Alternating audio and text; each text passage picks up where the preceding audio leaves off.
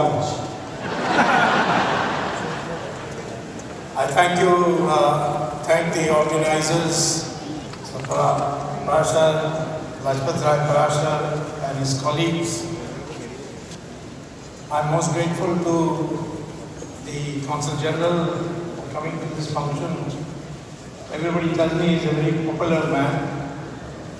I hope it doesn't create jealousy in your IFS, but very pleased to hear that for the first time I'm hearing where people are actually appreciating the Consul General of our policy. Otherwise, most of the time, as a member of Parliament, I get only complaints. Members of Parliament, ministers of Canada, ladies and gentlemen, I will divide my speech into two parts. First, I will speak about the inherently inclusive nature of Hinduism, which actually stood, it was marked the cultural history of India for a long time till we faced brutal foreign invasion and takeover and looting of this country. Hinduism is a theology which is based on the concept of unity in diversity, respecting diversity. I was very happy to hear that the Canadian representatives also spoke about the diversity of Canada. Human beings are of different kinds, different heights, different weights, different colors. And so diversity is an essential part of humanity. And to find a common link amongst all is a great effort, and India has had that tradition. Hinduism is known as Sanatana Dharma, eternal moral law. And it's spread on the basis of this morality, not on the basis of bullet, not on the basis of guns. Is best explained by the president of Beijing University, Dr. Hu, who was invited by Harvard University in 1936 to celebrate the tricentennial anniversary of Harvard. Harvard was founded in 1936, and in 1936 they celebrated the 300th year. They invited scholars from all over the world. And from China, the president of Beijing University, Dr. Hu, was invited. And all these scholars were given free hand to choose any topic they wanted to speak, which was of importance to their own country. And Dr. Hu, and you can get his speech from the internet, from Google, or you can go to the Harvard University Weiner Library, where the tricentennial celebration volumes are bound and kept there in the library. But Dr. Hu titled his speech as Indianization of China, a case of peaceful borrowing for 300 years. And it describes how the Indians came with ideas, with suggestions, with a panorama of religious views, and the Chinese, how they absorbed it.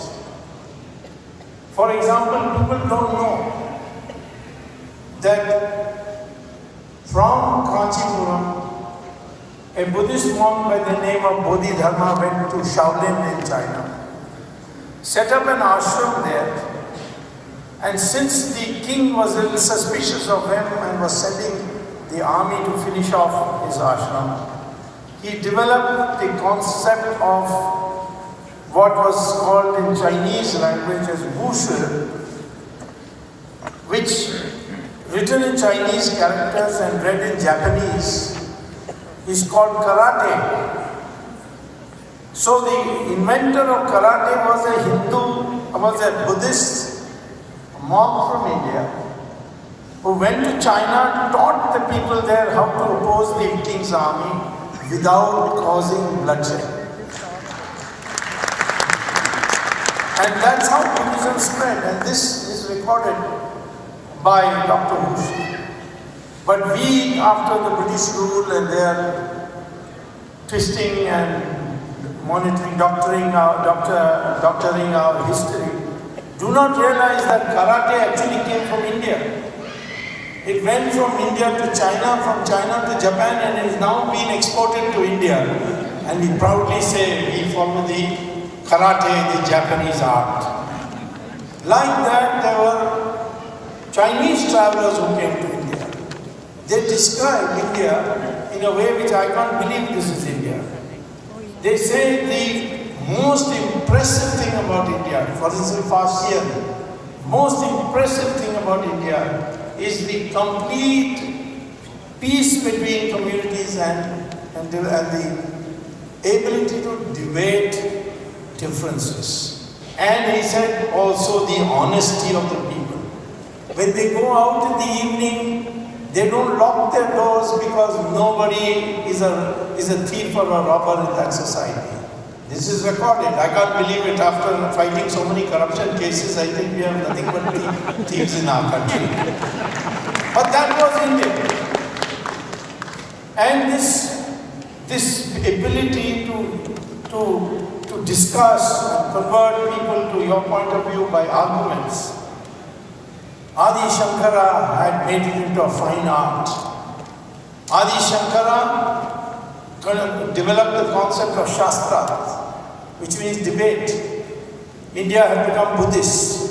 He wanted it to become Hindu again. And throughout the history, Hindus or Buddhists never burnt each other's books. But Adi Shankara decided he would start from Kerala, go all the way to Kashmir, stopping on the way, taking on Buddhist scholars to debate and say, if you lose, you convert to my religion. If I lose, I convert to your religion. And by that method, he went all along the way and up to Kashmir, converting the whole country back to Hinduism, and then working on the synthesis between Hinduism and Buddhism. That's how Mahayana Buddhism came, replacing the Hinayana Buddhism theology. So today we can find all over East Asia Buddhism. Did it go by conquest? Not at all. It was all by persuasion. Even Indonesia, which was a Hindu kingdom for many, many centuries, which later after the Arab traders came, became Islamic, but they have now forgotten their Hindu antecedents. In the middle of their capital, Jakarta, there is on the main street a chariot where Krishna is sitting and teaching Arjuna the facts of life. They call their airline as Garuda. We call it as Air India. They call it Garuda. They still maintain the Sanskrit names. Sukarna, Meghavati, etc., etc. So this land, our land, spread all over the world. It came to Latvia. We are only now discovering there have been temples found in in Russia. So all this by discussion. And discussion can only flourish in democracy. That is why we are still a democratic country, despite all the other countries folding on the way. In fact, there was a challenge to democracy in 1975 to 1977, when I came and spent a lot of time in Canada, and all you people helped me very much to propagate through your Canadian television and radio the true news about India to India. But when the elections took place, remember, the people who voted against dictatorship were the illiterate masses of the North India. While in that election, the educated South India voted for the Mrs. Gandhi and brought the Congress Party to power. It is not the literacy or lack of literacy which decides our democracy.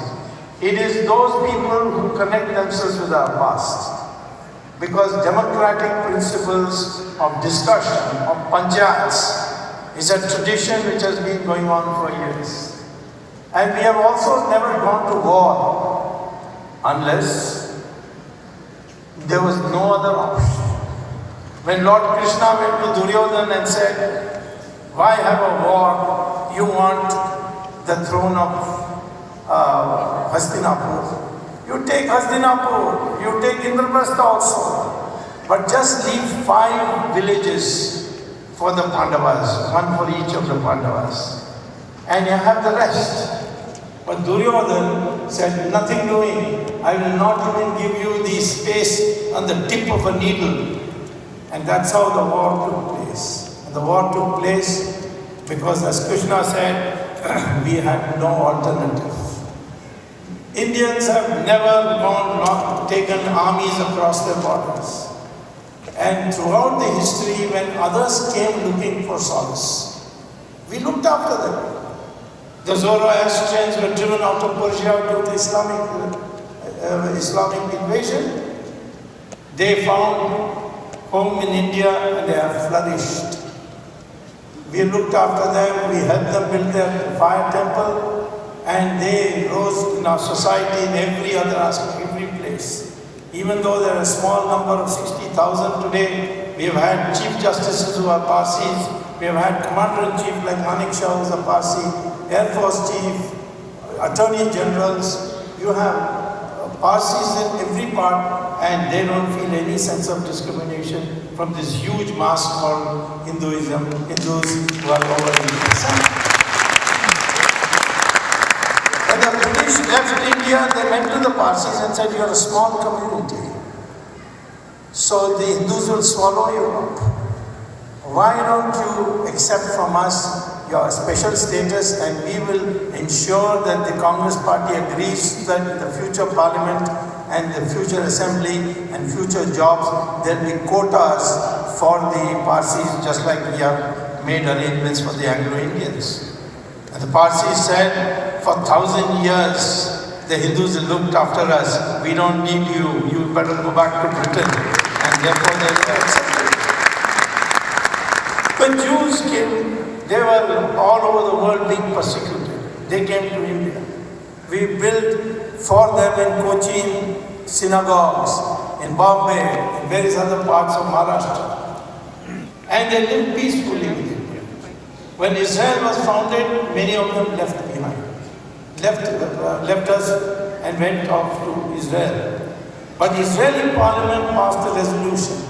Thank you, India, the only country which did not persecute the Jews. We thank you for that.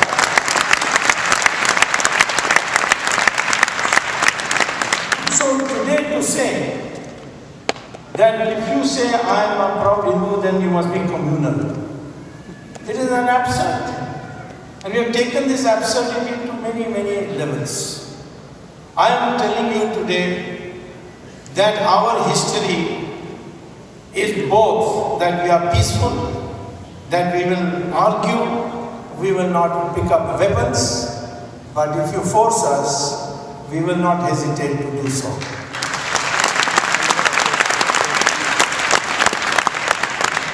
When I was teaching at Harvard, a Saudi Arabian student asked me a question after class, of course, because I taught economics.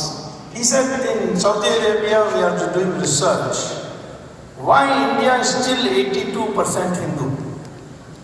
So I said, I don't understand why you're asking me this kind of strange question.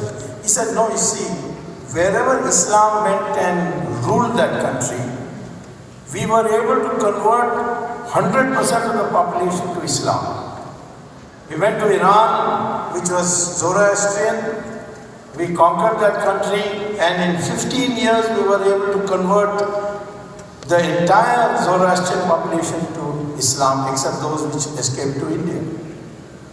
We went to Mesopotamia and Babylon, which is today called Iraq. In 17 years we were able to convert them to 100% Islam.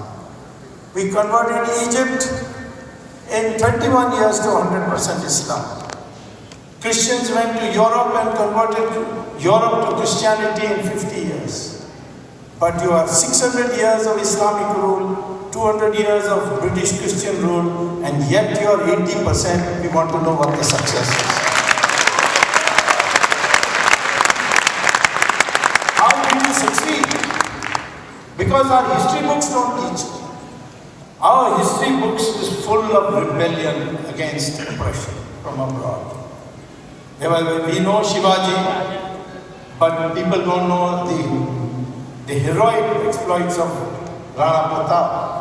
They don't know the Vijayanagara Empire. Vijayanagara Empire, founded in Karnataka, went up to the borders of Orissa and was there for 300 years. But if you look at our history book, there may be at most one paragraph about Vijayanagara Empire being something founded in Karnataka. But lasted for 300 years, one paragraph. But from Akbar to Aurangzeb, it is 150 years, but one chapter for each one of them.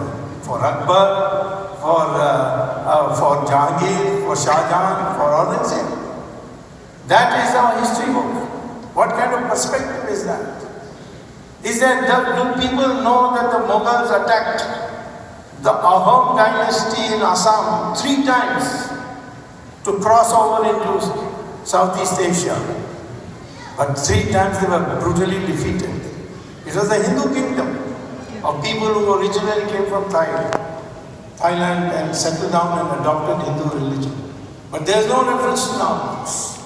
The valor of Guru Tegh Bahadur and Guru Gobind Singh, hardly any mention.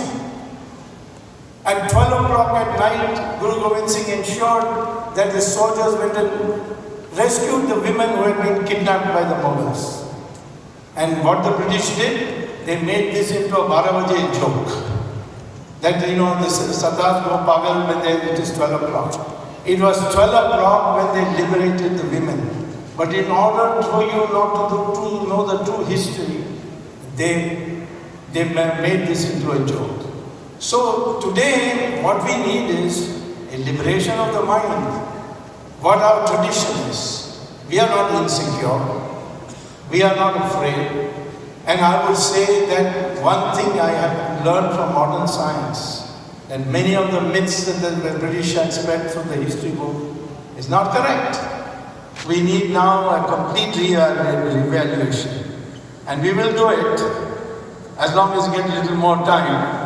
So therefore, I would urge all of you to use your influence with your relatives in India to see that the BJP is voted again to power.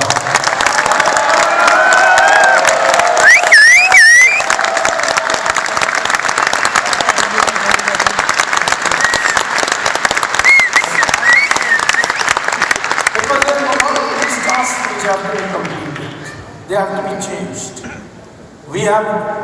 We want to see that today we go back to our traditional values on gender equality.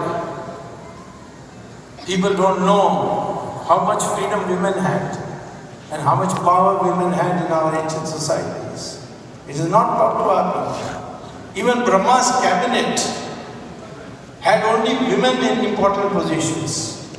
Finance with Lakshmi, education with Saraswati, and defense with Durga.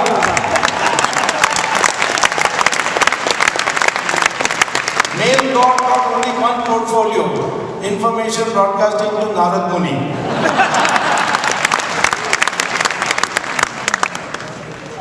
And you saw the women's determination. In Mahabharata, when Draupadi was disrobed, she insisted and finally got her way for a war to be declared, and she vindicated. Sita was also, when she was kidnapped, Hanuman went to Ashok Vatika and said, Rama is crying for you, he's so sad. Just sit on my shoulder and I will take you to where Rama is today. She said, no, I will not come. There are so many women who are here in incarceration. I will not come till Rama comes here, fights Ravan and kills him, then only I will go back to Ayodhya. This is what Sita said. So therefore I am saying to you, these are the values which have to be now brought back to us. When we say Hindu Renaissance, we are not directing it against anybody. In fact, I found from the Journal of Genetics published by the University of Cambridge that a DNA study done of India shows that we all have the same DNA. It doesn't matter whether you are North Indian, South Indian, East Indian, West Indian.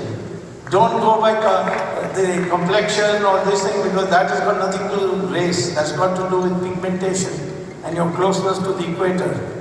So therefore, if you are one people, and you'll be surprised, Brahmins and scheduled caste also have the same DNA. There's no difference. And I can tell you that if anyone gets equal opportunity, he performs as good or better than others. Dr. Ambedkar got a PhD from Columbia University in economics. Then he got a PhD or a DSc in London School. And then thereafter he got a law degree. And he then was the master of moving the amendments and piloting the Constituent Assembly of a Constitution. It was because of his education.